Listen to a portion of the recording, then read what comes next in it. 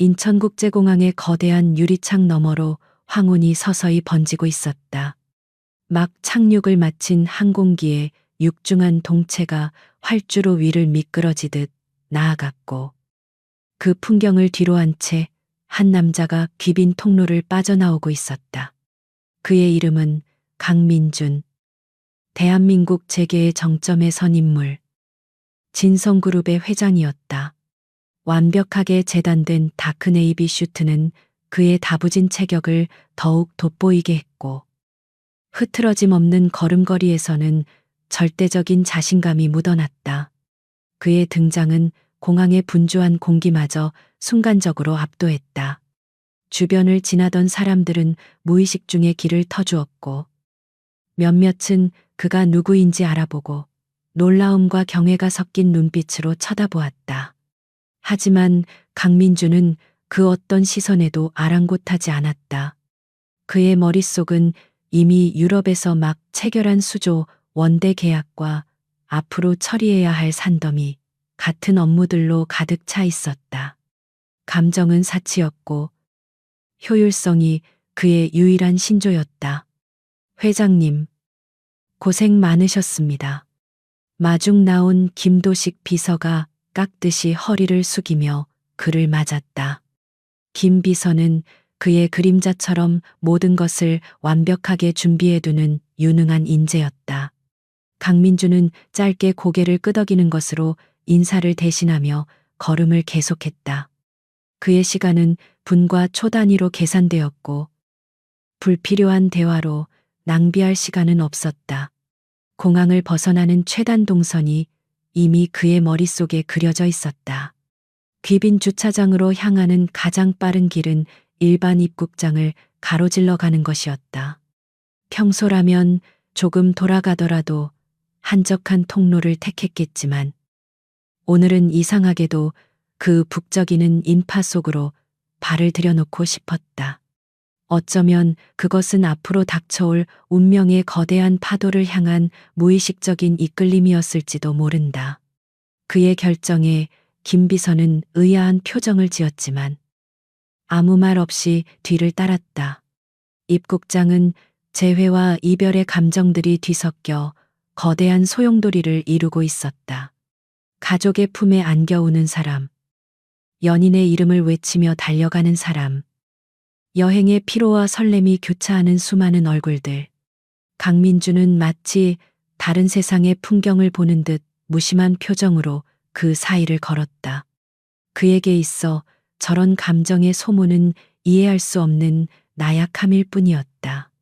성공을 위해 그는 이미 오래전에 그런 것들을 모두 버렸다. 바로 그때였다. 그의 앞을 가로막은 것은 거대한 카트도 급히 달려가는 사람도 아니었다. 조그맣고 낡은 운동화를 신은 아이 하나가 그의 다리에 쿵 하고 부딪혔다. 아이는 중심을 잃고 그대로 바닥에 주저앉으며 울음을 터뜨렸다. 강민주는 미간을 찌푸리며 걸음을 멈췄다. 그의 완벽하게 관리된 동선에 예기치 않은 오점이 생긴 것에 대한 불쾌감이 밀려왔다. 죄송합니다. 정말 죄송합니다. 잠시 후 한 여자가 허둥지둥 달려와 아이를 일으키며 연신 고개를 숙였다. 여자는 수수한 시골 사람의 행색을 하고 있었다. 몇 번을 빨았는지 색이 바랜면 원피스에, 어깨에는 낡고 커다란 가방이 힘겹게 걸쳐져 있었다. 그녀의 얼굴에는 낯선 대도시에 대한 불안감과 아이에 대한 미안함이 고스란히 어려 있었다. 그녀 뒤로는 두 아이가 더 겁먹은 표정으로 서 있었다. 강민주는 아무 말 없이 자신의 바지를 내려다보았다. 아이의 손에 들려있던 과자 부스러기가 값비싼 원단에 묻어 있었다. 그는 손수건을 꺼내 그것을 털어내려다 이내 귀찮다는 듯 손을 거두었다. 그의 차가운 침묵에 여자는 더욱 어쩔 줄 몰라 하며 아이의 등을 떠밀어 사과를 종용했다. 하지만 아이는 울음을 그치지 않았고 상황은 점점 더 불편하게 흘러갔다. 괜찮으니 가보시오. 강민준이 마침내 입을 열었다. 그의 목소리는 감정이 배제된 채 기계처럼 차갑게 울렸다. 그는 이 불필요한 소란에서 최대한 빨리 벗어나고 싶었다. 그가 다시 걸음을 옮기려는 순간 여전히 울고 있는 아이를 달래기 위해 쪼그려 앉아 있던 여자의 뒤에 서 있던 다른 아이와 눈이 마주쳤다. 대여섯 살쯤 되어 보이는 남자아이였다. 순간 강민준의 세상이 멈췄다. 시간이 얼어붙고 공항의 모든 소음이 거짓말처럼 사라졌다. 그의 눈에 오직 그 아이의 얼굴만이 거대한 파도처럼 밀려 들어왔다. 쌍꺼풀 없는 길고 날카로운 눈매. 굳게 다물었을 때 살짝 올라가는 입꼬리. 그리고 무언가 마음에 들지 않는다는 듯 고집스럽게 빛나는 그 눈빛까지. 그것은 부정할 수 없는 그의 기억 속에 화석처럼 밝혀버린 한 남자의 얼굴이었다. 강민준의 시선은 홀린 듯 옆에 서 있는 여자아이에게로 향했다. 남자아이보다는 어렸지만 오빠를 쏙 빼닮은 얼굴이었다. 웃을 때 반달처럼 휘어지는 눈매는 그가 기억하는 모습과 정확히 일치했다. 마지막으로 여자의 품에 안겨 울고 있는 가장 어린 아이를 보았다. 눈물로 얼룩진 작은 얼굴, 통통한 볼, 찡그린 미간. 그 모든 것이 그의 기억 속 가장 깊은 곳을 사정없이 핥히고 있었다. 진우야. 강민준의 입에서 자신도 모르게 나직한 이름이 흘러나왔다. 윤진우. 그의 유일한 친구이자 형제였으며 진성그룹의 공동 창업자. 5년 전 의문의 건설 현장 추락사고로 허망하게 세상을 떠난 남자. 강민준은 자신의 성공이 진우의 희생 위에 세워진 것이라는 부채감을 마음 한구석에 묻고 살아왔다. 그는 진우에게 가족이 없다고 알고 있었다. 적어도 그렇게 보고를 받았다. 여자는 그의 작은 읊조림을 들었는지 움찔하며 고개를 들었다. 그녀의 눈이 놀라움으로 커졌다. 강민주는 여자의 얼굴을 제대로 쳐다보았다. 낯선 얼굴이었지만 그녀의 눈빛 속에서 그는 무언가 익숙한 감정을 읽었다. 그것은 슬픔이었고 그리움이었으며 동시에 아주 오랜 시간 단련된 듯한 강인함이었다. 그녀는 결코 평범한 시골 여자가 아니었다. 회장님, 괜찮으십니까? 옆에 서 있던 김 비서가 그의 상태가 심상치 않음을 느끼고 조심스럽게 물었다. 하지만 강민준에게는 아무 소리도 들리지 않았다. 그의 심장이 거대한 망치로 얻어맞은 듯 세차게 울리기 시작했다.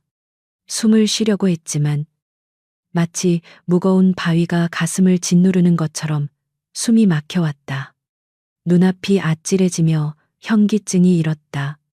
아이들의 얼굴, 그 얼굴들이 그의 뇌리를 파고들어 지난 5년간 억지로 닫아두었던 과거의 문을 부수고 있었다. 진우의 마지막 모습, 사고 현장의 처참함, 그리고 해결되지 않은 수많은 의문들, 그 모든 것이 한꺼번에 되살아나 그를 덮쳤다. 이 아이들은 누구인가? 왜 이 아이들이 진우의 얼굴을 하고 있는가? 그리고 저 여자는 누구인데? 내 친구의 이름을 듣고 그런 표정을 짓는 것인가? 수많은 질문이 폭풍처럼 휘몰아쳤지만 그는 단 하나의 질문도 입 밖으로 꺼낼 수 없었다. 그는 대한민국을 움직이는 거대 그룹의 총수, 어떤 상황에서도 냉정함을 잃지 않는 강철의 사나이였다. 하지만 지금 그는 새 아이의 얼굴 앞에서 속수무책으로 무너져 내리고 있었다. 그의 견고했던 세계에 거대한 균열이 생기는 순간이었다. 그 균열 속에서 잊고 있던 진실의 망령이 서서히 고개를 들고 있었다. 강민준을 태운 검은색 세단은 소음 하나 없이 서울의 밤거리를 미끄러지듯 달렸다. 공항에서의 충격으로 굳어버린 그의 옆에는 서지은이 새 아이를 품에 안은 채 앉아 있었다. 낯선 상황과 값비싼 자동차의 위압감에 아이들은 잔뜩 겁을 먹고 엄마의 옷자락만 붙들고 있었다. 운전석과 조수석에는 김비서와 다른 수행원이 침묵을 지키고 있었다. 그 누구도 감히 입을 열지 못했다. 차 안의 공기는 팽팽한 활시위처럼 긴장감으로 가득했다. 강민주는 창밖으로 빠르게 스쳐 지나가는 도시의 불빛을 무표정하게 응시했지만 그의 머릿속은 지진이라도 일어난 듯 격렬하게 흔들리고 있었다. 아이들의 얼굴이 눈을 감아도 선명하게 떠올랐다. 죽은 줄로만 알았던 과거가 살아있는 형체가 되어 그의 옆자리에 앉아 있었다. 그는 혼란을 정리하고 이성적인 사고를 되찾으려 애썼다. 차량이 도착한 곳은 강민준이 개인적으로 사용하는 도심의 한 고급 호텔 스위트룸이었다. 이곳은 그의 철저한 사생활이 보장되는 유일한 공간이자 복잡한 문제들을 해결하기 위한 비밀스러운 아지트였다. 김 비서가 먼저 내려 문을 열자 서지은은 아이들을 데리고 조심스럽게 차에서 내렸다. 그녀는 거대한 빌딩의 압도적인 위용에 잠시 숨을 삼켰다. 스위트룸 내부는 외부 세계와 완전히 단절된 것처럼 고요하고 차분했다. 강민주는 안으로 들어서자마자 넥타이를 거칠게 풀어내고 재킷을 벗어 소파에 던졌다. 그의 통제된 세상에 침입한 이 불청객들을 어떻게 대해야 할지 그는 아직 결정을 내리지 못했다. 김 비서는 능숙하게 아이들을 다른 방으로 안내하며 여기서 잠시만 기다려줄래? 맛있는 간식이랑 재미있는 만화가 있단다. 라며 부드럽게 달랬다. 마침내 거실에는 강민준과 서지은 단둘만이 남게 되었다. 거대한 통유리창 너머로 서울의 야경이 보석처럼 펼쳐져 있었지만 두 사람 사이를 흐르는 공기는 얼음장처럼 차가웠다. 강민주는 테이블 위 위스키병을 들어 잔에 따르려다. 이내 그만두고 대신 차가운 생수를 따랐다. 지금은 취할 때가 아니었다. 그는 그 어느 때보다도 냉철한 판단력이 필요했다. 당신, 누구요? 강민준이 먼저 침묵을 깼다. 그의 목소리는 분노와 혼란이 억눌려 났고 위협적으로 울렸다. 그는 여전히 그녀가 정교한 사기꾼일 가능성을 배제하지 않고 있었다. 그리고 저 아이들은 대체 누구냔 말이오. 그의 날카로운 시선이 칼날처럼 서지은에게 밝혔다. 평범한 사람이었다면 그 기세에 눌려 제대로 말도 하지 못했을 것이다. 하지만 서지은은 달랐다. 그녀는 두려워하는 기색 없이 오히려 오랜 시간 준비해온 사람처럼 차분하게 그의 눈을 마주 보았다. 그녀는 천천히 입을 열었다. 제 이름은 서지은입니다. 그리고 당신이 방금 진우야라고 불렀던 그 사람. 윤진우 씨의 아내입니다. 그 말은 짧았지만 스위트룸의 공기를 가를 만큼 강력한 폭발력을 지니고 있었다. 강민준의 표정이 순간적으로 무너졌다. 아내 진우에게 아내가 있었다고 그는 진우와 피를 나눈 형제보다도 더 가까운 사이였다. 함께 맨주먹으로 사업을 일구었고 성공과 실패의 순간을 모두 함께했다. 그런데 그가 아내와 아이들을 숨기고 있었다는 말인가. 그의 이성은 그 말을 부정하라고 소리치고 있었지만 아이들의 얼굴이 그 어떤 증거보다도 확실하게 그녀의 말을 증명하고 있었다. 거짓말, 진우에게 가족은 없었어. 내가 누구보다 잘 알아. 그의 목소리가 미세하게 떨리고 있었다. 왜 이제 와서 나타난 거요? 돈이라도 원해서 온 거라면 그의 말에는 상대를 시험하려는 의도와 함께 깊은 상처가 배어 있었다. 만약 그녀의 말이 사실이라면 그는 가장 친한 친구에게조차 완벽히 신뢰받지 못했다는 뜻이 되기 때문이었다. 돈이었다면 이런 식으로 당신을 찾아오지 않았을 겁니다. 서지은이 그의 말을 단호하게 잘랐다. 진우 씨는 가족을 숨겨야만 했어요. 회사 내부에 자신을 위협하는 존재가 있다는 걸 알고 있었거든요. 모든 것이 정리되면 당신에게 가장 먼저 저와 아이들을 소개해 줄 거라고. 그렇게 약속했었습니다. 그녀의 목소리는 슬픔으로 젖어 있었지만 그 안에는 강철 같은 의지가 숨어 있었다. 강민주는 할 말을 잃었다. 진우가 위협을 받고 있었다고 그는 금시초문이었다. 진우는 늘 자신감 넘치고 긍정적인 사람이었다.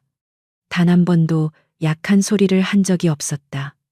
하지만 돌이켜보면 그가 죽기 몇 달 전부터 무언가에 깊이 고심하는 듯한 모습을 보였던 것도 같았다. 당시에는 새로운 프로젝트 때문에 예민해진 것이라 대수롭지 않게 여겼었다. 그 약속은 지켜지지 못했습니다.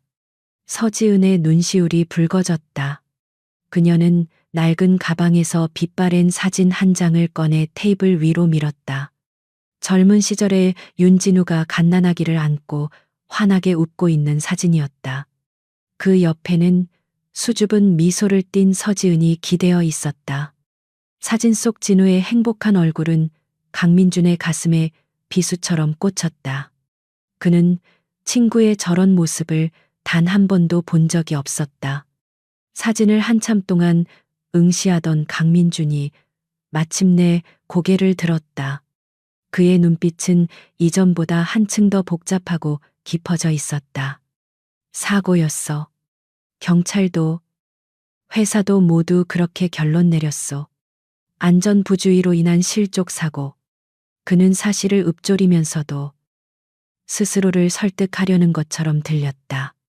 그는 그 결론을 믿어야만 했다. 그렇지 않으면 지난 5년의 세월이 송두리째 흔들리게 되기 때문이었다. 그때 서지은이 두 번째 폭탄을 던졌다. 그녀는 강민준의 눈을 똑바로 쳐다보며 또박또박 말했다. 아니요. 제 남편은 사고로 죽은 게 아닙니다. 살해당한 거예요. 살해. 그 단어는 스위트룸의 화려한 샹들리에 불빛을 단숨에 얼려버릴 만큼 차갑고 섬뜩했다. 그리고 범인은 바로 당신의 회사 진성그룹 안에 있습니다. 강민준의 온몸이 그대로 얼어붙었다. 그는 거대한 음모의 한가운데로 빨려 들어가는 듯한 아찔한 감각에 휩싸였다. 서지은은 남편이 죽기 바로 전날 밤 자신에게 걸었던 마지막 통화 내용을 이야기했다. 진우는 목소리는 다급했고 믿었던 사람에게 배신당했다며 절대로 포기해서는 안 될 중요한 증거를 확보했다고 말했다. 그리고 다음 날 그는 싸늘한 시신으로 발견되었다. 경찰은 단순 사고로 서둘러 수사를 종결했고 저는 아이들을 지키기 위해 숨죽이고 살아야만 했습니다. 하지만 더 이상은 안 됩니다. 제 남편의 억울한 죽음을 이대로 묻을 수는 없습니다. 그녀의 이야기는 한편의 비극적인 드라마 같았지만 그녀의 눈빛은 그것이 냉혹한 현실임을 말해주고 있었다. 그녀는 5년이라는 시간 동안 복수의 칼날을 갈아온 사람이었다. 당신을 찾아온 이유는 단 하나입니다. 강민준 씨. 서지은이 말을 이었다. 진실을 밝힐 힘이 있는 사람은 이 거대한 진성그룹 안에서 범인을 찾아낼 수 있는 사람은 당신뿐이라고 믿기 때문입니다. 당신의 친구였던 윤진우의 명예를 당신이 되찾아 주세요. 그녀의 마지막 말은 애원이 아닌 정당한 요구였다. 강민주는 대답 대신 자리에서 일어나 창가로 걸어갔다. 그의 등 뒤로 서지은은 숨을 죽인 채 그의 결정을 기다리고 있었다. 도시의 불빛이 그의 얼굴 위로 어지럽게 명멸했다. 그는 이제 선택의 기로에 섰다. 그녀의 말을 무시하고 지난 5년처럼 진실을 외면한 채 살아갈 것인가? 아니면 친구의 죽음 뒤에 숨겨진 추악한 비밀을 파헤치기 위해 이 위험한 싸움에 뛰어들 것인가? 그의 제국이 뿌리부터 흔들릴 수도 있는 위험한 도박이었다. 하지만 그의 뇌리에서 진우의 얼굴을 한 새아이의 모습이 떠나지 않았다. 다음 날 새벽, 진성그룹 본사 펜트하우스 집무실의 거대한 창은 이제 막 깨어나는 도시의 실루엣을 비추고 있었다. 강민주는 밤새 한숨도 자지 못했다. 그의 손에는 서지은이 남기고 간 빛바랜 사진 한 장이 들려 있었다. 사진 속 세상 가장 행복한 표정으로 웃고 있는 윤진우의 얼굴은 그의 가슴을 후벼 파는 날카로운 칼날과도 같았다. 그는 자신이 이룩한 모든 것이 모래성처럼 느껴졌다. 그는 서지은과 아이들을 호텔의 가장 안전한 곳에 머물게 하고 김 비서에게 24시간 철통 같은 경호를 지시했다. 하지만 그것은 임시 방편일 뿐이었다. 이 문제의 본질은 물리적인 위협이 아니었다. 그것은 진실이라는 이름에 5년 동안 깊숙이 묻혀 있던 망령이었다.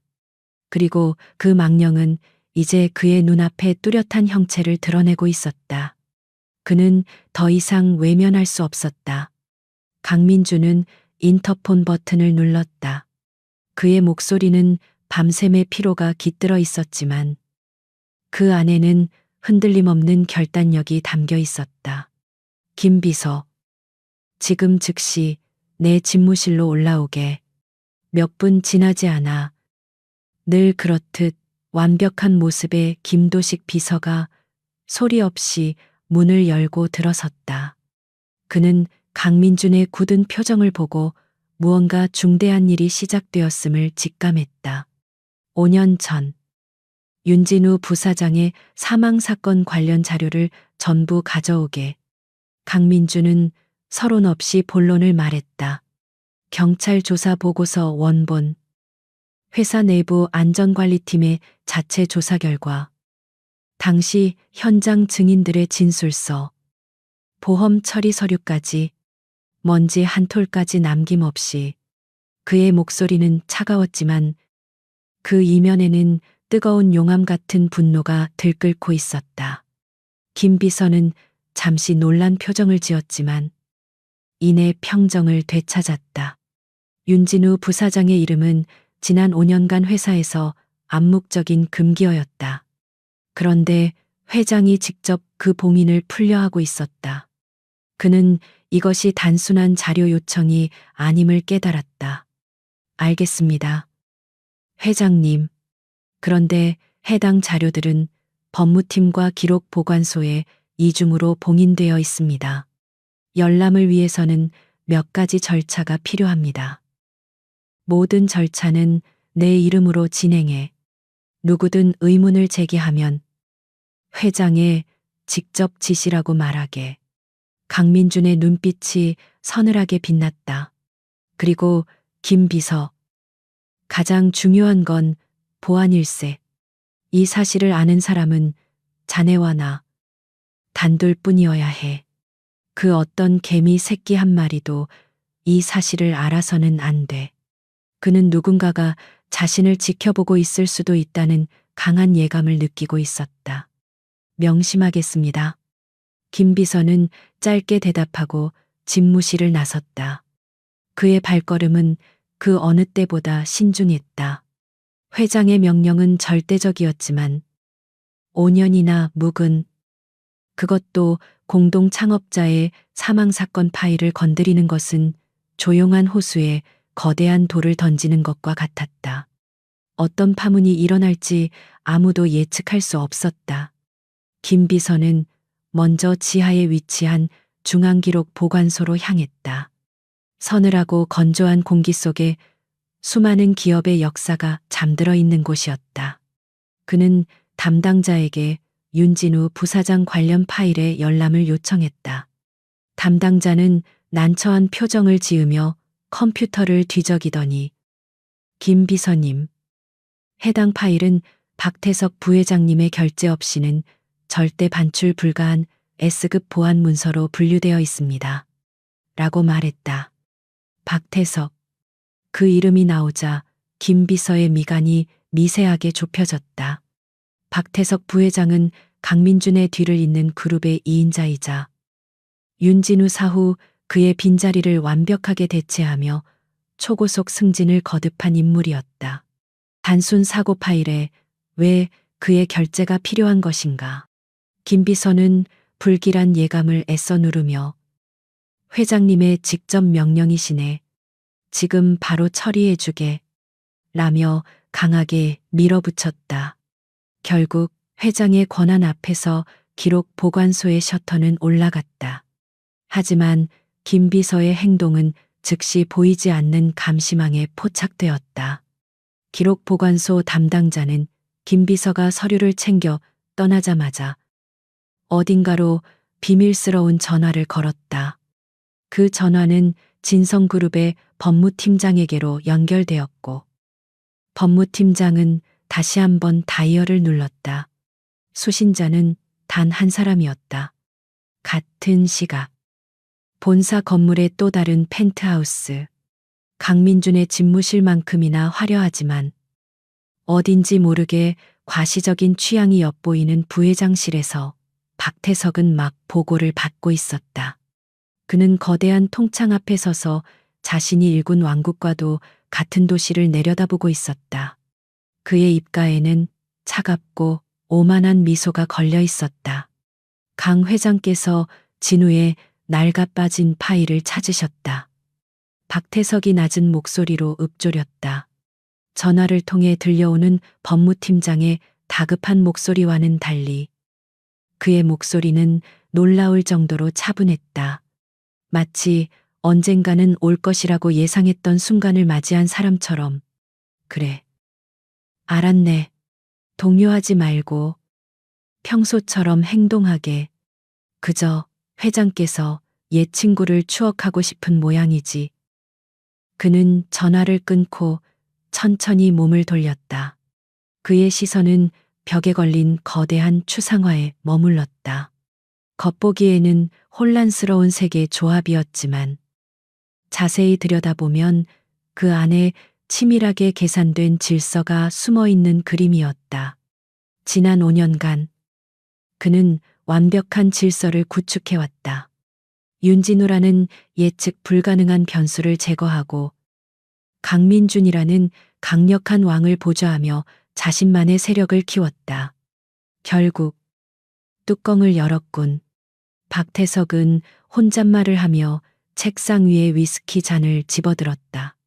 그의 눈빛이 얼음처럼 차갑게 빛났다. 강민준. 당신의 가장 큰 약점은 바로 그 쓸데없는 감상주의야.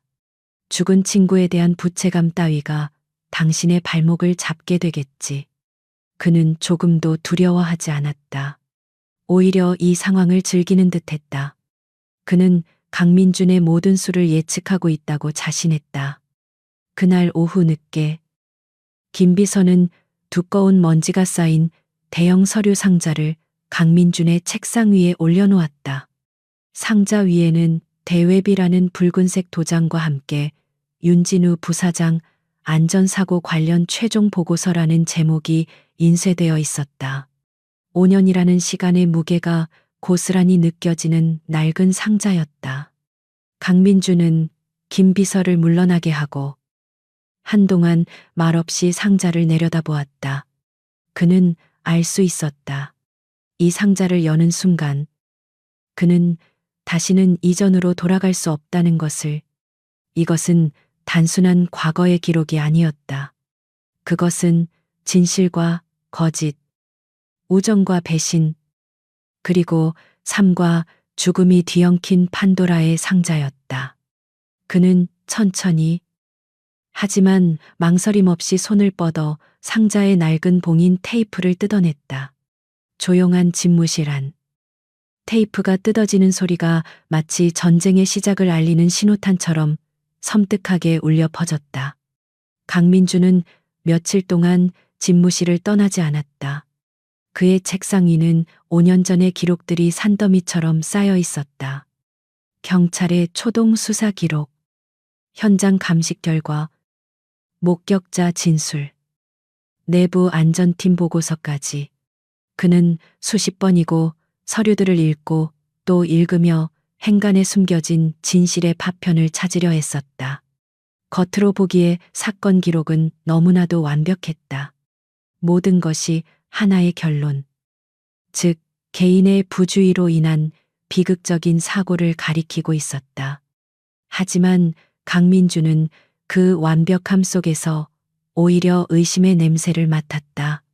너무 깔끔하게 정리된 보고서는 마치 누군가가 정해진 결론에 맞춰 쓴 시나리오 같았다. 그는 몇 가지 미세한 균열을 발견했다.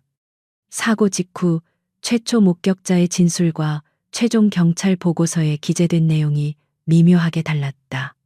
결정적인 증언을 했던 현장 관리자는 사고 후 얼마 지나지 않아 박태석 부회장이 이끄는 핵심 부서로 파격적인 승진을 했다.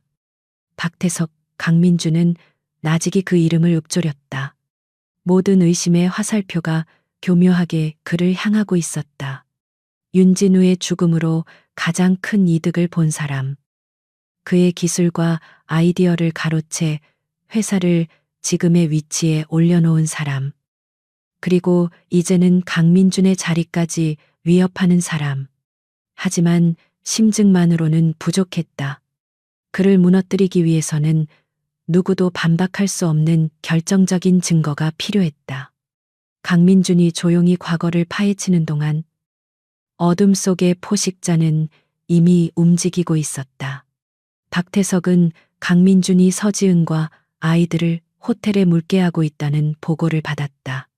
그는 강민준이 감상에 젖어 옛 친구의 유가족을 돌보는 것이라 애써 생각하면서도 가슴 한구석의 불안감을 지울 수 없었다.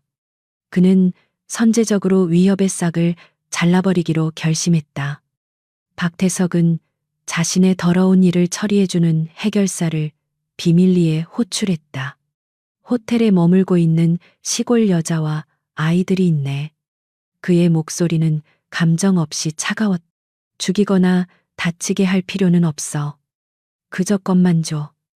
서울이라는 곳이 얼마나 무서운 곳인지, 자기들 같은 총것들이 발붙일 곳이 아니라는 걸 뼛속 깊이 깨닫게 만들어 스스로 제 발로 기어나가도록. 그의 지시는 치밀하고 잔인했다. 그는 물리적인 증거를 남기지 않으면서 정신적으로 상대를 완전히 파괴하는 방법을 택했다. 며칠 후 그의 계획은 실행에 옮겨졌다. 며칠 동안 호텔 방에만 갇혀있던 아이들을 위해 서지은은 김비서 측 경호원들의 호위 아래 호텔 내부에 있는 작은 정원으로 산책을 나섰다. 잠시나마 평화로운 시간이었다. 바로 그때 험악한 인상의 사내 2명이 그들 쪽으로 다가왔다. 그들은 마치 우연인 것처럼 아이들 주위를 맴돌더니 가장 어린 아이가 가지고 놀던 공을 발로 툭 찼다. 공은 연못으로 빠졌고 아이는 울음을 터뜨렸다. 서지은이 아이를 달래며 남자들에게 항의하려 하자 그들 중 하나가 비열한 미소를 지으며 그녀의 앞을 막아섰다. 아줌마, 애들 간수 잘해야지. 여긴 당신 같은 사람이 함부로 드나들 곳이 아니야. 남자의 목소리는 노골적인 위협을 담고 있었다. 경호원들이 즉시 앞을 막아섰지만 남자들은 아랑곳하지 않고 서지은을 향해 경멸적인 시선을 던졌다. 가만히 시골에 처박혀 있었으면 좋았을 텐데 말이야. 괜히 헛된 욕심 부리다가 애들 인생까지 망치지 말고. 그 순간 서지은의 눈빛이 변했다. 그녀는 두려움에 떠는 대신 아이들을 자신의 등 뒤로 숨기며 맹렬한 기세로 남자들을 쏘아보았다. 그 눈빛은 지난 5년간 슬픔과 분노를 사귀며 살아온 한 여인의 것이었다. 당신들을 보낸 그자에게 똑똑히 전해. 내가 원하는 걸 얻기 전까지는 여기서 단 한 발자국도 떠나지 않을 거라고. 상황이 험악해지자 경호원들이 남자들을 제압하려 했고 그들은 짧은 몸싸움 끝에 인파 속으로 연기처럼 사라졌다. 현장은 아수라장이 되었고 아이들은 겁에 질려 울고 있었다. 김 비서는 즉시 상황을 수습하고 이 사실을 강민준에게 보고했다. 당시 중요한 이사회에 참석 중이던 강민준은 김 비서의 전화를 받기 위해 잠시 자리를 비웠다. 수화기 너머로 들려오는 보고를 받는 동안 강민준의 얼굴은 분노로 차갑게 굳어갔다. 그것은 단순한 위협이 아니었다. 자신을 향한 명백한 경고이자 선전포고였다. 박태석, 감히 그가 자신의 사람, 진우의 가족을 건드린 것이다. 강민주는 이사회가 끝나기도 전에 자리에서 일어나 회의실을 나섰다.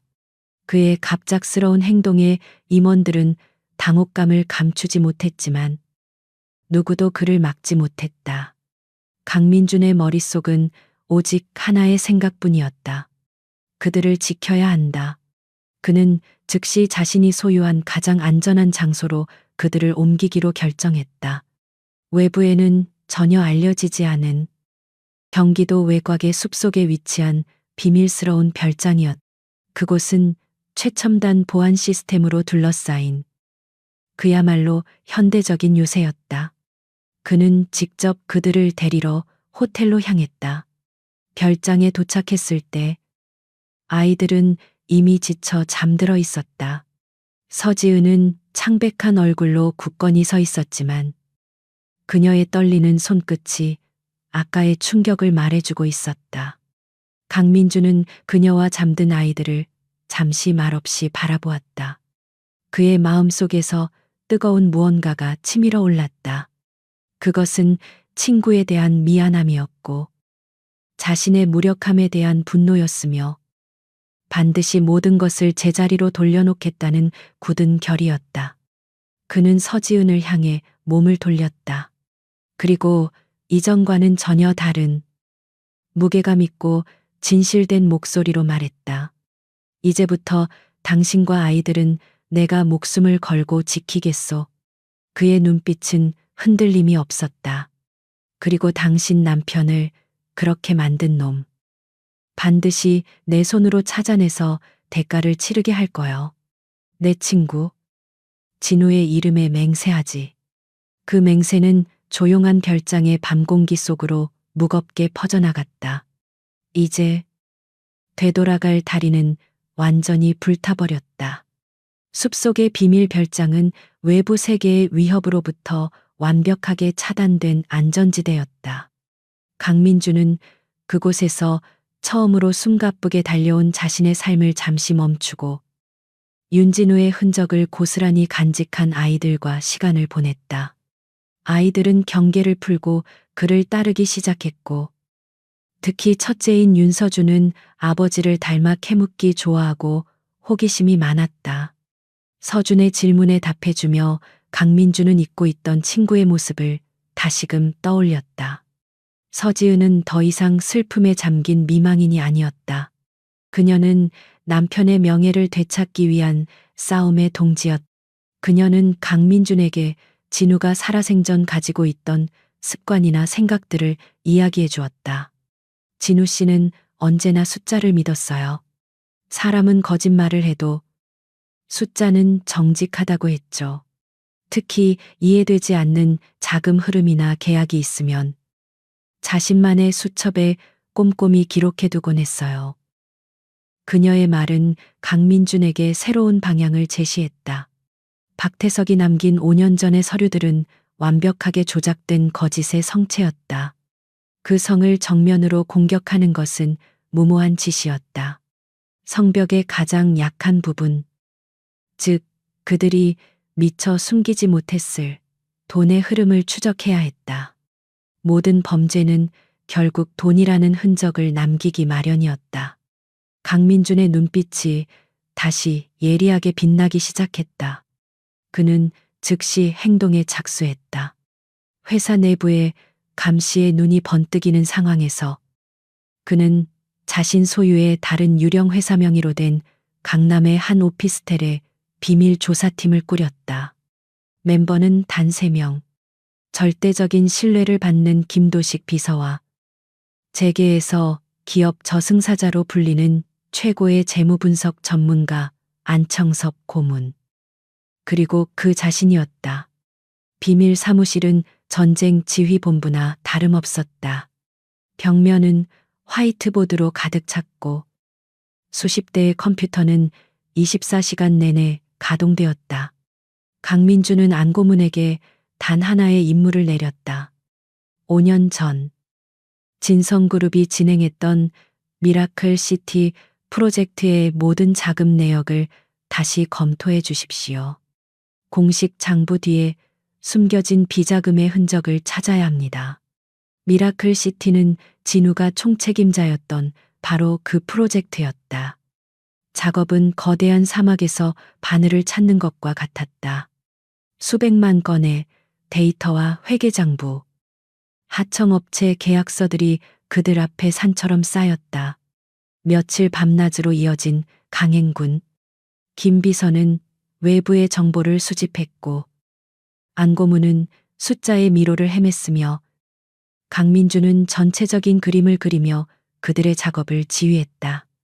시간은 흐르고 초조함이 그들을 짓누르기 시작했다.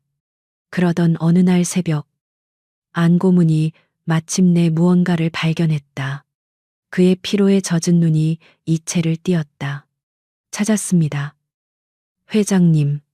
그는 모니터의 한 부분을 가리켰다. 블루스톤 엔지니어링이라는 이름의 하청 업체였다. 서류상으로는 프로젝트의 핵심적인 기술 자문을 맡은 곳이었지만 그들에게 지급된 돈은 수백억 원에 달했다. 동종업계의 다른 회사들과 비교했을 때 터무니없이 많은 액수였다. 이 회사는 유령 회사입니다. 안고문이 확신에 찬 목소리로 말했다. 사업자 등록증 주소는 허름한 빌딩의 작은 사무실이었고 법인 등기부등본에 올라있는 임원들은 모두 노숙자 명의를 도용한 것이었다. 결정적으로 이 거액의 자금 지출을 최종 승인한 서류에 찍힌 사인은 단 한 사람의 것이었다. 당시 프로젝트의 부책임자였던 박태석. 마침내 악마의 꼬리가 잡혔다. 강민주는 즉시 김 비서에게 블루스톤 엔지니어링의 자금 흐름을 역추적하라고 지시했다. 김 비서는 자신의 모든 인맥을 동원해 파나마와 케이맨 제도에 흩어져 있는 계좌들을 파고들었다. 며칠간의 추적 끝에 돈의 최종 목적지가 드러났다. 수백억의 돈은 여러 단계를 거쳐 세탁된 후 다시 대한민국으로 흘러들어와 한 정치인의 차명 계좌로 들어갔다. 그 정치인의 이름은 최규환. 현재 여당의 중진 의원이었다. 5년 전 그는 서울시 의원으로서 미라클 시티 프로젝트의 각종 인허가를 놀라운 속도로 통과시켜준 장본인이었다.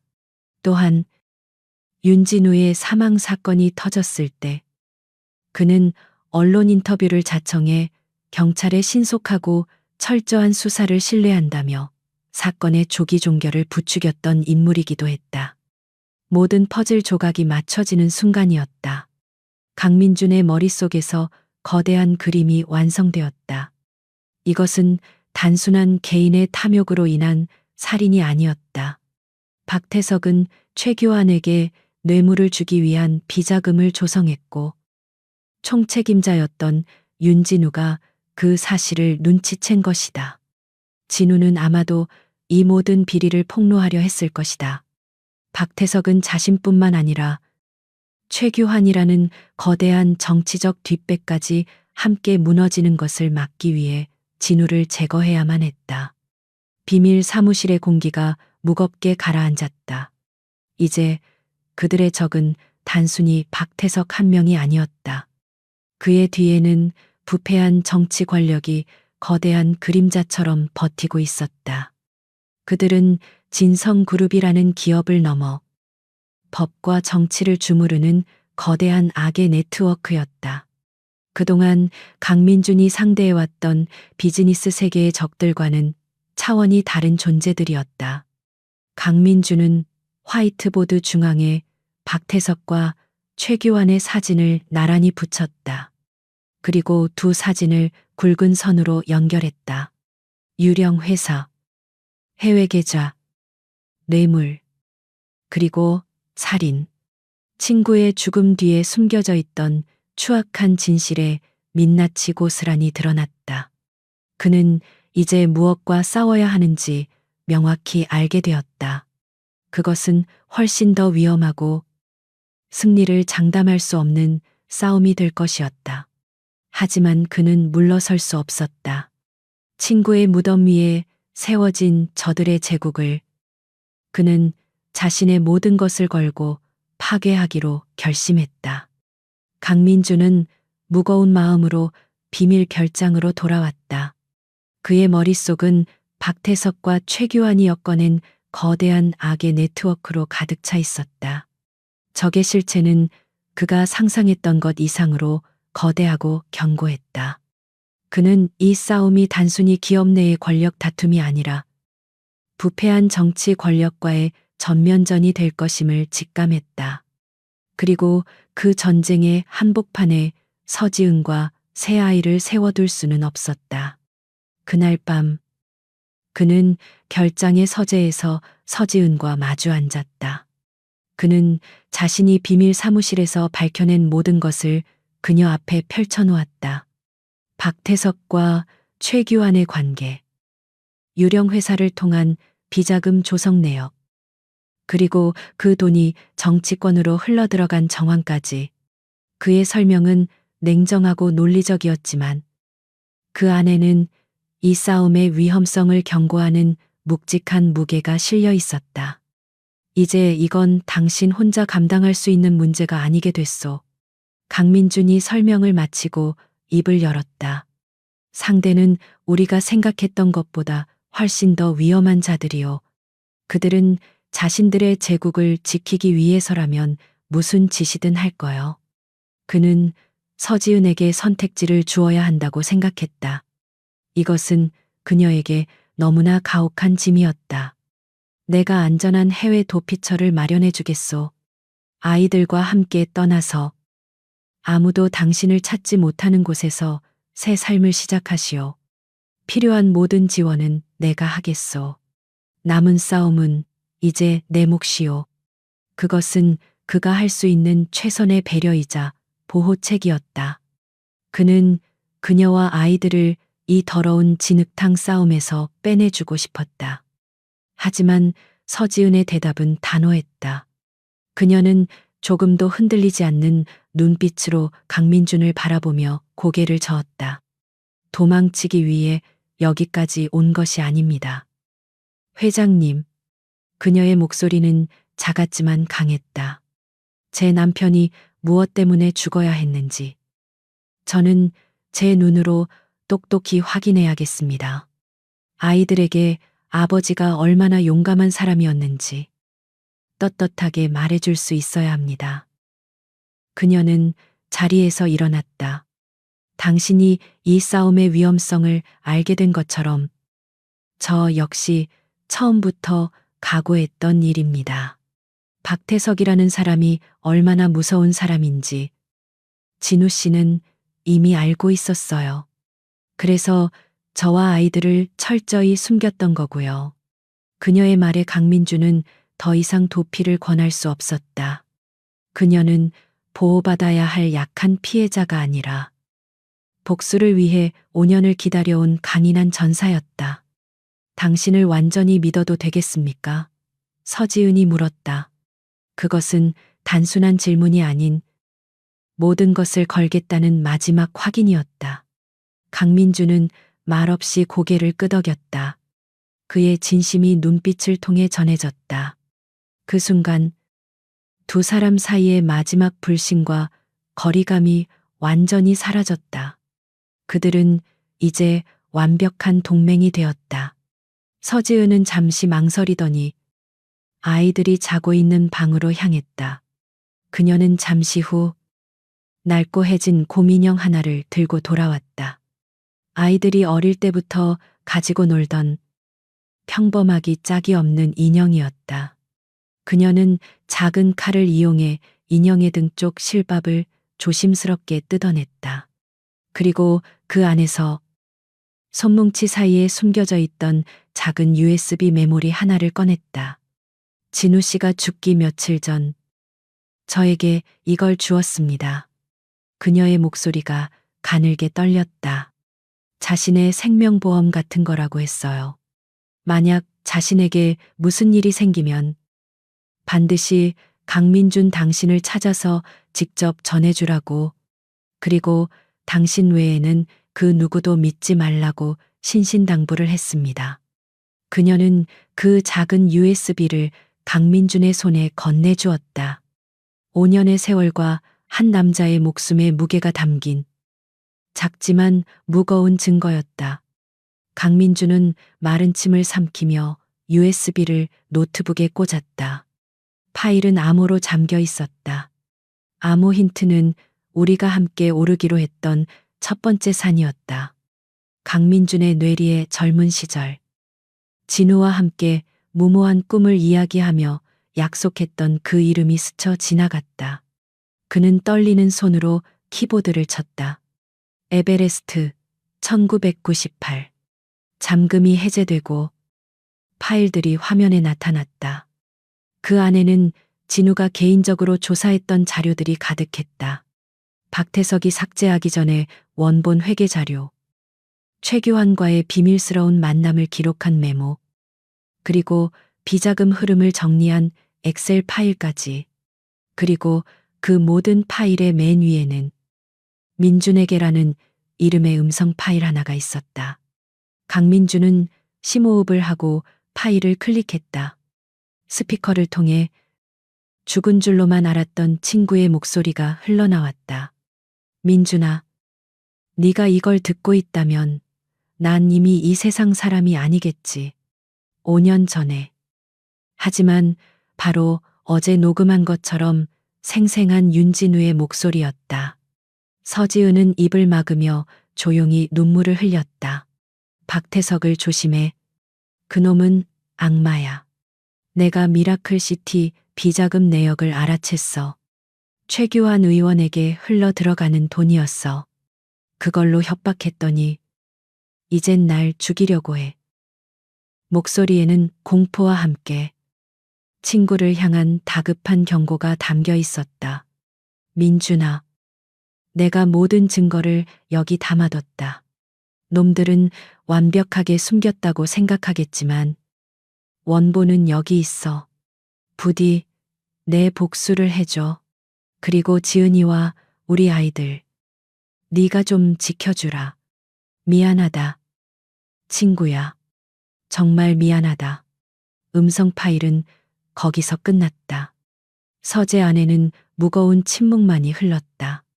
죽은 자의 마지막 유언은 산자들의 가슴에 깊고 선명한 낙인처럼 새겨졌다.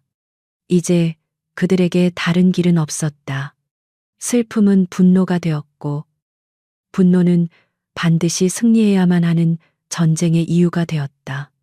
강민준과 서지은은 말없이 서로를 바라보았다. 깨뜨릴 수 없는 연대.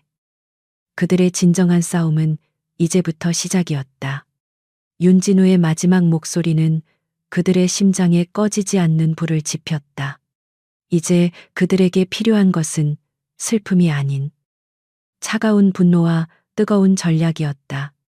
비밀 사무실의 화이트보드 앞에서 강민준은 팀원들을 소집했다. 그의 눈빛은 이전보다 한층 더 깊고 냉철해져 있었다. 그는 친구의 목소리가 담긴 USB를 가리키며 입을 열었다. 이것은 우리의 검이다. 하지만 적은 검이 닿지 않는 견고한 성벽 뒤에 숨어 있다. 그는 박태석과 최규환의 사진을 손가락으로 가리켰다. 이 증거를 들고 정면으로 공격하는 것은 자살행위나 다름없어. 그들은 언론과 사법기관을 움직여 이 모든 것을 조작이라고 몰아갈 테고, 우리는 순식간에 역적으로 전락할 거다. 그의 말에 모두가 동의했다. 적의 네트워크는 너무나도 거대했다. 진실이라는 무기만으로는 이길 수 없는 싸움이었다. 그렇다면 어떻게 싸워야 합니까? 김 비서가 물었다. 강민주는 잠시 침묵하더니 결심을 굳힌 듯 입을 열었다. 뱀을 잡으려면 뱀 스스로 굴 밖으로 나오게 만들어야 한다. 우리는 이제부터 함정을 팔 거다. 그가 구상한 작전의 이름은 잠자는 개였다. 계획은 두 단계로 나뉘었다. 첫 번째는 의도적인 후퇴였다. 강민주는 이 사건에 대한 조사를 완전히 포기한 것처럼 행동해야 했다. 박태석의 감시망이 회사 곳곳에 뻗어 있다는 것을 역이용하는 것이었다. 두 번째는 치명적인 미끼를 던져 박태석이 스스로 자신의 범죄 증거를 확인하러 움직이게 만드는 것이었다. 그날 이후 강민주는 완전히 다른 사람이 되었다. 그는 비밀 별장과 사무실에 틀어박혀 있던 것을 그만두고 다시 진성그룹의 냉철한 회장으로 돌아왔다. 그는 마치 윤진우 사건의 조사를 완전히 잊은 사람처럼 새로 수주한 두바이 초고층 빌딩 프로젝트에 미친 듯이 몰두했다. 임원 회의에서는 연일 고성이 오갔고 그의 예민하고 날카로운 모습에 모두가 숨을 죽였다. 김 비서는 이 작전의 핵심 배우였다. 그는 일부러 법무팀의 한 직원에게 푸념을 늘어놓았다. 그 직원은 박태석의 귀 역할을 하는 인물이었다. 회장님께서 요즘 너무 날카로우셔. 옛 친구분 사건을 파헤치시다가 아무것도 안 나오니 그 스트레스를 일에다 푸시는 것 같아. 이러다 다들 쓰러지겠어. 이 정보는 즉시 박태석의 귀에 들어갔다. 서지은과 아이들 역시 작전의 일부를 담당했다. 강민주는 그들을 삼엄한 경비의 별장에서 상대적으로 평범해 보이는 도심의 고급 아파트로 옮겼다. 경호원의 수도 절반으로 줄였다. 물론 보이지 않는 곳에 최정예 요원들이 24시간 감시하고 있었지만 겉으로 보기에는 강민준이 위협이 사라졌다고 판단하고 경계를 푼 것처럼 보였다. 박태석은 자신의 스파이들이 보내오는 보고를 받으며 만족스러운 미소를 지었다. 역시 강민주는 비즈니스맨일 뿐이었다. 음모와 배신이 난무하는 진짜 전쟁터에서는 자신을 이길 수 없다고 그는 확신했다. 강민준이 포기했다는 사실에 그는 오만할 정도로 자신만만해졌다. 그는 최규환 의원에게 전화를 걸어 상황이 완벽하게 통제되고 있다고 보고했다. 모든 것이 계획대로 진행되고 있었다. 박태석이라는 거대한 뱀이 경계를 풀고 굴 속에서 잠들기 시작했다. 이제 미끼를 던질 시간이었다. 강민주는 김 비서에게 마지막 임무를 내렸다. 박태석이 가장 신이 많은 오른팔, 전략기획실의 조 상무에게 익명의 제보를 흘리는 것이었다. 제보는 짧고 강렬해야 했다. 김 비서는 대포폰과 음성 변조기를 사용해 조 상무에게 전화를 걸었다. 박태석 부회장님께 전해 5년 전 미라클 시티 건설 현장 사무소에 숨겨둔 비자금 장부 말이야. 누군가 그걸 찾았어. 곧 검찰로 넘어갈 거라고. 김 비서는 그 말만 남기고 전화를 끊었다. 그것은 완벽한 거짓말이었지만 진실처럼 들리도록 설계된 치명적인 미끼였다. 강민준의 도박이었다. 그는 박태석처럼 치밀한 인간이라면 모든 자료를 파기하지 않고 자신만이 아는 곳에 원본 증거를 숨겨두었을 것이라 확신했다.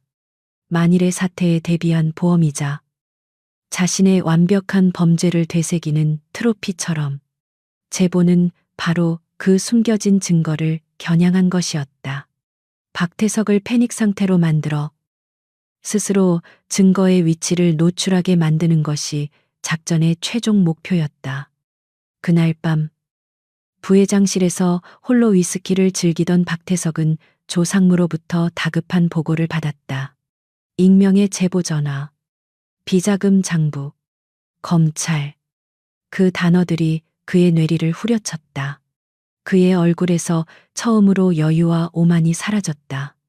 차갑고 냉정한 표정 뒤에 감추어져 있던 불안과 공포의 그림자가 희미하게 드러났다.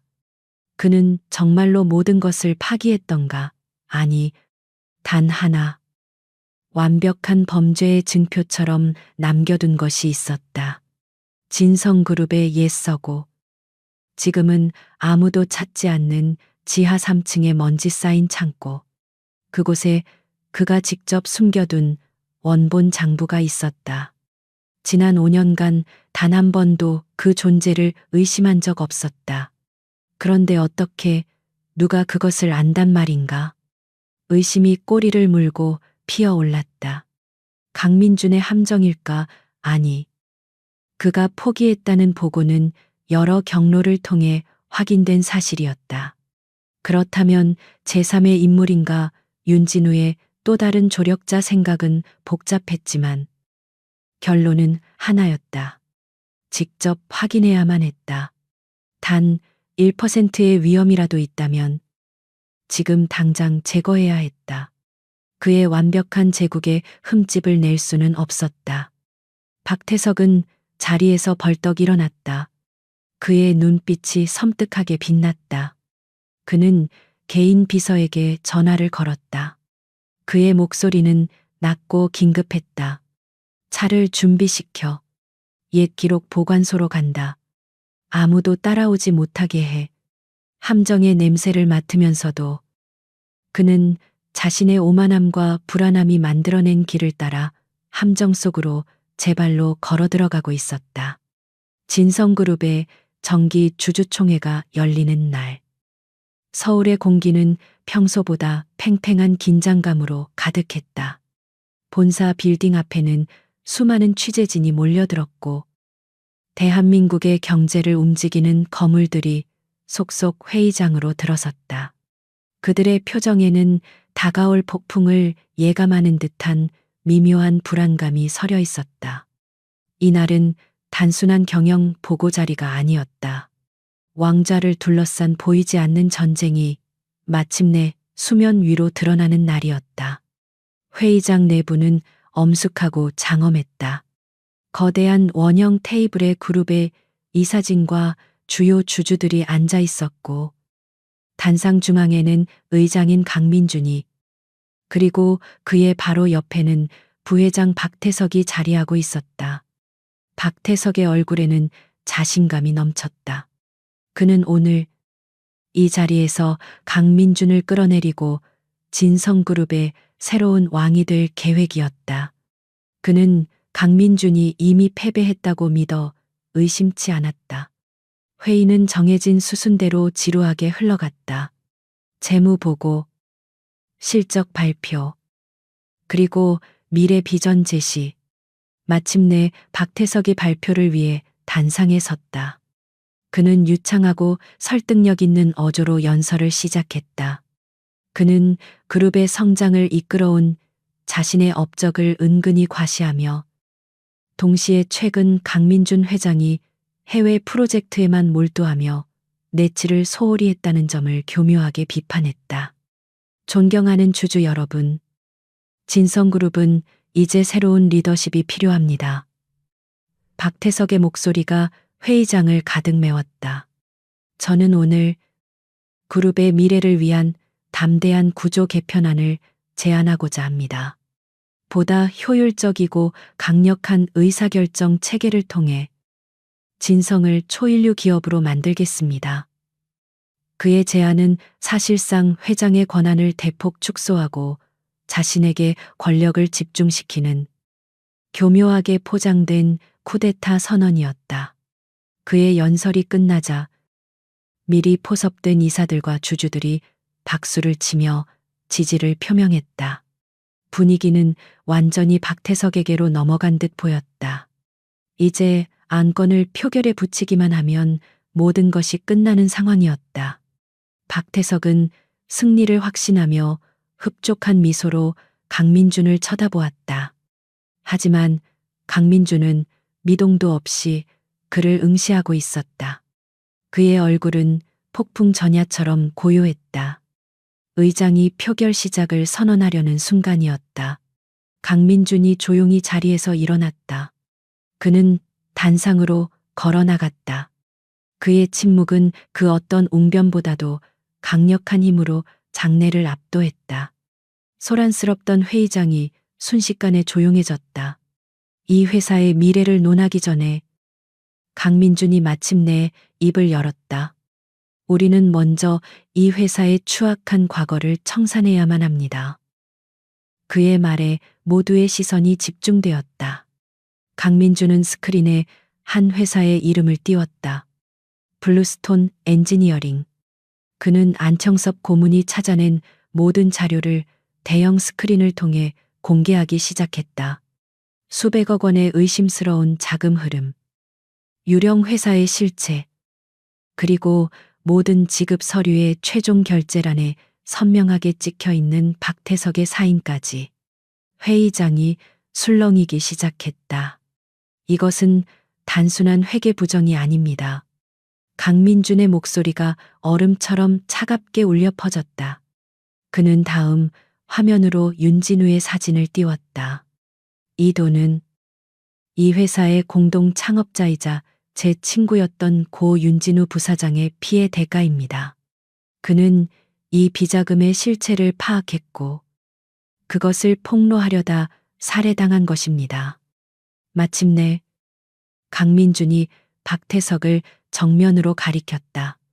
그리고 그 모든 것을 계획하고 실행한 살인마가 바로 저 자리에 앉아 있는 박태석 부회장입니다. 그의 선언은 회의장에 떨어진 폭탄과도 같았다. 사방에서 경악과 탄식이 터져나왔다. 모든 스포트라이트가 박태석에게 쏠렸다. 그는 잠시 당황했지만 이내 노련한 배우처럼 가면을 바꿨었다. 박태석은 자리에서 벌떡 일어나 분노와 슬픔이 뒤섞인 표정으로 외쳤다. 강 회장, 어떻게 죽은 친구의 이름을 팔아 이런 비열한 모함을 할 수가 있어. 그는 강민준을 향해 손가락질하며 이 모든 것이 자신의 자리를 빼앗기 위한 음모라고 주장했다. 5년 전에 이미 경찰 수사까지 모두 끝난 사건입니다. 그런데 이제 와서 이런 터무니없는 소설을 쓰는 이유가 무엇입니까? 그의 연기는 완벽했다. 그는 오히려 강민준을 권력에 눈이 멀어 이성을 잃은 사람으로 몰아갔다. 이 사진과 주주들은 혼란에 빠졌다. 강민준이 제시한 증거는 강력했지만 그것은 어디까지나 정황 증거였다.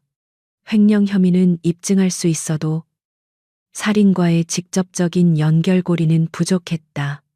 반면 박태석의 주장은 상식적이고 합리적으로 들렸다. 분위기가 다시 박태석에게 유리하게 흘러가기 시작했다. 이성적인 투자자들은 입증되지 않은 살인 혐의보다는 눈앞의 경영권 안정을 더 중요하게 생각했다. 박태석은 그 점을 정확히 파고들었다. 존경하는 주주 여러분, 회사를 위기로 몰아넣는 저 불안정한 리더를 보십시오. 저는 이 자리에서 강민준 회장의 정신 상태에 대한 심각한 우려를 표하며 그의 직무정지를 긴급 안건으로 상정할 것을 요청합니다. 박태석의 승부수는 치명적이었다. 그의 동맹 세력들이 즉시 동조하고 나섰다. 강민준은 순식간에 모든 것을 걸고 도박을 벌였다가 파산 직전에 몰린 도박사처럼 보였다. 그는 외롭고 고립되어 있었다. 박태석은 승리를 확신하는 잔인한 미소를 지으며 회의장 경비팀을 향해 손짓했다. 경호팀은 무얼 하는가? 이성을 잃고 회의를 방해하는 의장을 밖으로 끌어내라. 경호원들이 망설이며 강민준을 향해 움직이기 시작했다. 모든 것이 끝난 것처럼 보였다. 경호원들이 강민준을 향해 다가서는 일촉즉발의 순간 승리를 확신한 박태석의 입가에 잔인한 미소가 번지고 있었다. 강민준이 이 사회에서 불명예스럽게 쫓겨나는 이 장면은 진성그룹의 새로운 시대가 열리는 대관식이 될 터였다. 하지만 그의 대관식은 예상치 못한 손님의 등장으로 결코 완성될 수 없었다. 황급게 닫혀있던 회의장의 육중한 문이 열렸다. 모든 사람의 시선이 소리가 난 곳으로 쏠렸다. 그곳에는 한 여인이 서 있었다. 공항에서 처음 보았을 때의 초라하고 불안해 보이던 시골 여자의 모습은 온데간데 없었다. 단정하지만 기품 있는 검은색 정장을 입은 서지은이었다.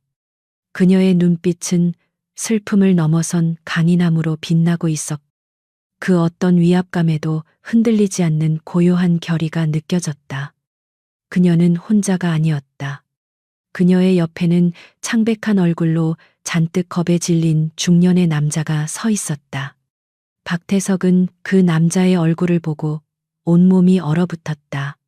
5년 전 미라클 시티 프로젝트의 현장 안전 관리자였던 오 부장이었다. 박태석은 거액의 돈과 협박으로 그의 입을 막고 한직으로 내쫓은 뒤 철저히 감시해왔다. 그런 그가 어떻게 이 자리에 서지은의 등장은 아수라장이었던 회의장을 순간적으로 침묵시켰다. 그녀는 주주들의 놀란 시선을 받으며 동요 없이 단상을 향해 걸어왔다. 강민주는 그녀의 등장을 예상했다는 듯 자신에게 다가오던 경호원들을 손짓으로 막았다. 박태석의 얼굴에서 처음으로 진짜 당혹감과 공포가 스쳐 지나갔다.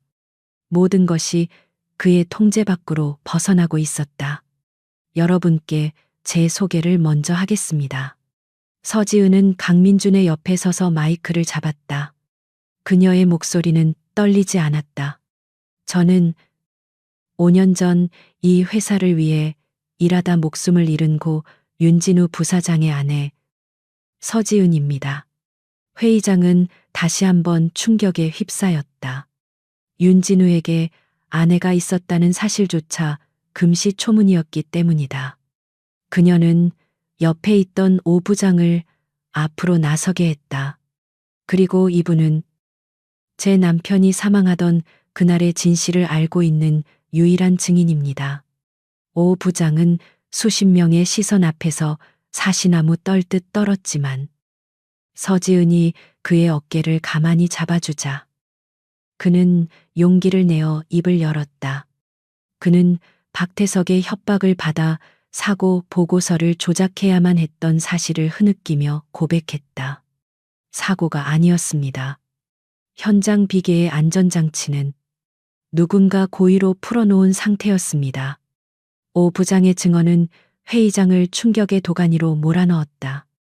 윤 부사장님은 그걸 점검하러 올라가셨다가 박태석 부회장님이 그 사실을 덮으라고 저를 협박했습니다. 제 가족들을 가만두지 않겠다고. 거짓말 저놈은 회사 돈을 횡령하다가 쫓겨난 파렴치 아니야. 돈을 노리고 저런 거짓말을 하는 거다. 박태석이 이성을 잃고 고함을 질렀다. 그는 경호원들을 향해 당장 저들을 끌어내라고 소리쳤다. 하지만 이제 아무도 그의 말을 듣지 않았다. 분위기는 완전히 역전되었다. 그의 격렬한 부정은 오히려 그의 발악처럼 보였다. 모두의 시선이 다시 서지은에게로 향했다. 그녀는 박태석의 광기 어린 모습을 차갑게 응시하다가 조용히 입을 열었다. 제 남편은 이런 날이 올 줄 알았던 모양입니다. 그녀는 품 안에서 작은 USB 하나를 꺼내 들었다. 그래서 자신의 마지막 목소리를 남겨두었습니다. 그녀는 김 비서에게 USB를 건넸고 김 비서는 그것을 단상의 노트북에 연결했다. 회의장 전체에 스피커가 켜지고 잠시의 정적 끝에 죽은 윤진우의 목소리가 울려 퍼지기 시작했다. 민준아, 네가 이걸 듣고 있다면 난 이미 이 세상 사람이 아니겠지. 생생한 그의 목소리에 회의장은 숨을 죽였다.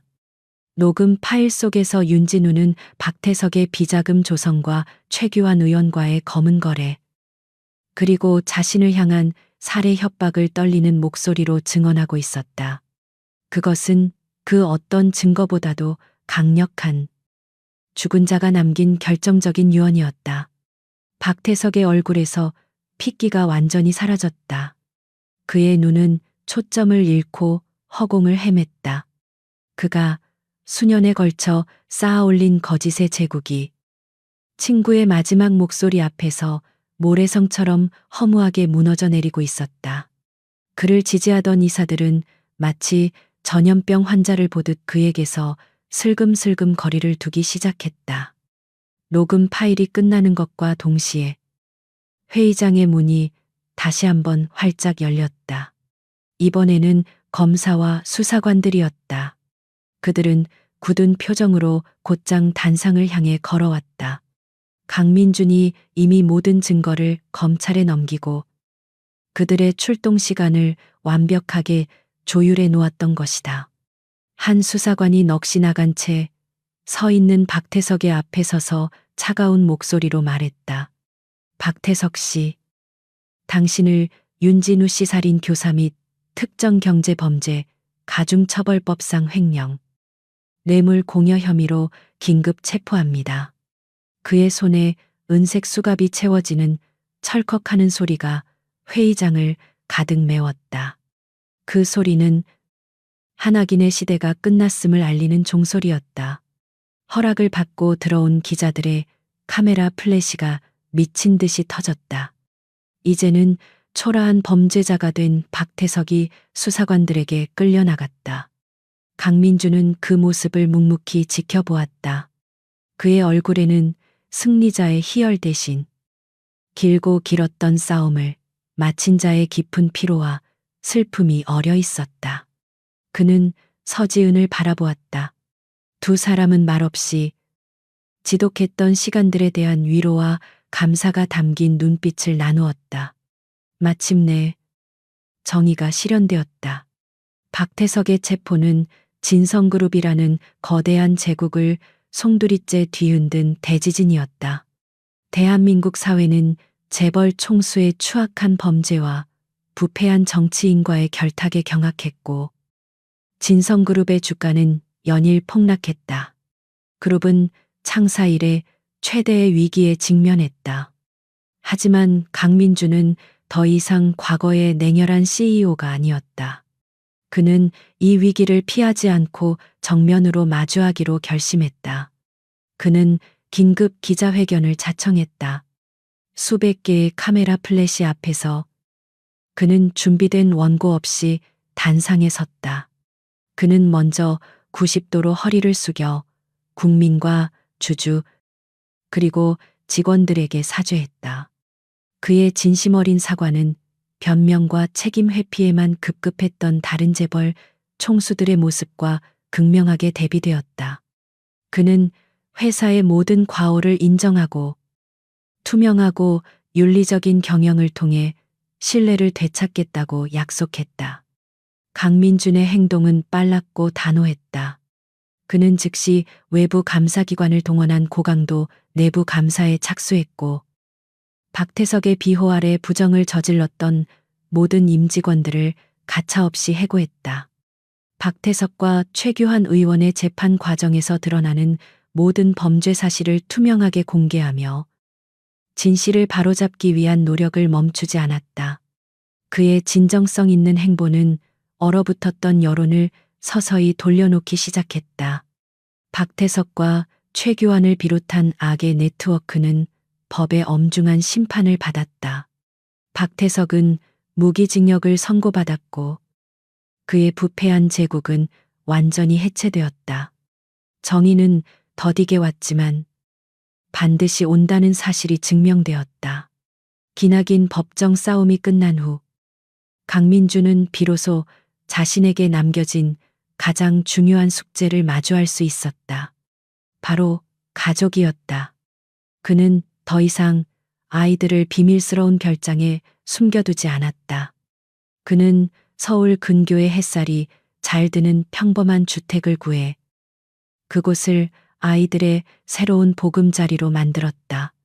그곳에서 그는 난생 처음으로 기업의 회장이 아닌 한 아이의 보호자로서의 삶을 배우기 시작했다. 서툰 솜씨로 아이들과 함께 요리를 하고 주말에는 공원에 가서 자전거를 가르쳐 주었다. 아이들의 웃음소리가 집안을 가득 채울수록 강민준의 마음속에 있던 차가운 얼음도 서서히 녹아내렸다. 그는 아이들의 얼굴에서 죽은 친구의 모습을 보았고 그를 통해 자신이 성공이라는 이름 아래 무엇을 잃어버리고 살았는지를 깨달았다. 그는 돈과 권력으로는 결코 살 수 없는 평범하지만 소중한 행복을 되찾고 있었다. 어느 날 저녁, 잠든 아이들을 확인하고 나온 강민주는 거실에서 조용히 책을 읽고 있는 서지은과 마주했다. 두 사람 사이에는 이제 어색함 대신 편안하고 따뜻한 침묵이 흐르고 있었다. 강민주는 그녀의 맞은편에 앉아 조심스럽게 준비해온 서류를 내밀었다. 그것은 윤진우 공익재단의 설립 계획서였다. 진우의 이름이 비극적인 죽음으로만 기억되게 하고 싶지 않소. 강민준이 말했다. 그의 이름을 걸고 우리 사회에 소외된 이웃을 돕고 산업 현장에서 억울하게 희생되는 사람들이 없도록 만드는 재단을 만들고 싶소. 그리고 당신이 이 재단을 맡아주었으면 하오. 그의 제안에 서지은의 눈시울이 붉어졌다. 그녀는 남편의 명예가 가장 올바른 방식으로 세상에 남게 되었다는 사실에 감사했다. 그녀는 기꺼이 그의 제안을 받아들였다. 그녀 역시 더 이상 과거에 얽매인 피해자가 아니라 남편의 유지를 이어 새로운 희망을 만들어 나가는 주체로서 살아가기로 결심했다. 그리고 강민주는 아이들의 법적인 보호자가 되어 그들의 곁을 영원히 지키겠다고 약속했다. 1년 후, 봄 햇살이 따스하게 내리쬐는 어느 날이었다. 강민준과 서지은은 새아이의 손을 잡고 한적한 공원 묘지를 찾았다. 윤진우의 유해는 이제 어둡고 외로운 곳이 아닌 양지바른 언덕 위에서 평화롭게 잠들어 있었다. 아이들은 저마다 고사리 손으로 가져온 꽃을 아빠의 묘비 앞에 놓으며 학교에서 있었던 일들을 제잘제잘 이야기했다. 강민준과 서지은은 한 걸음 뒤에서 그 모습을 말없이 지켜보았다. 더 이상 그들의 얼굴에는 짙은 슬픔의 그림자가 없었다. 대신 서로를 향한 깊은 신뢰와 가족이라는 이름으로 단단하게 이어진 유대감이 자리하고 있었다. 긴 어둠의 터널은 끝났다. 과거의 아픔은 사라지지 않겠지만 그들은 그 아픔을 끌어안고 새로운 내일을 향해 나아갈 용기를 얻었다. 한 아이가 날아가는 나비를 발견하고 그 뒤를 따라 뛰어가자 나머지 아이들도 웃으며 그 뒤를 따랐다. 아이들의 활기찬 웃음소리가 봄바람을 타고 하늘로 퍼져나갔다. 강민주는 서지은의 어깨를 부드럽게 감쌌고 그녀는 그의 어깨에 편안하게 기댔다. 그들의 시선은 푸른 하늘 아래에서 자유롭게 뛰어노는 아이들을 향해 있었다. 그것은 잔인했던 과거와의 완전한 화해이자 새로운 시작을 알리는 눈부신 새벽의 풍경이었다.